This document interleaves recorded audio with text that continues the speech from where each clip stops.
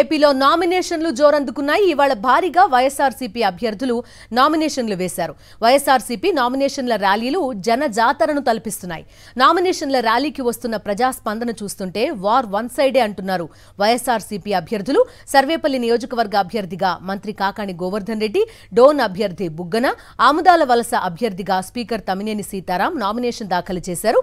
ఇక వీరితో పాటు ఎమ్మెల్యే అభ్యర్థులుగా వెల్లంపల్లి శ్రీనివాస్, అనంత వెంకట్రామిరెడ్డి, బాలినేని శ్రీనివాసరెడ్డి సైతం నామినేషన్ దాఖలు చేశారు.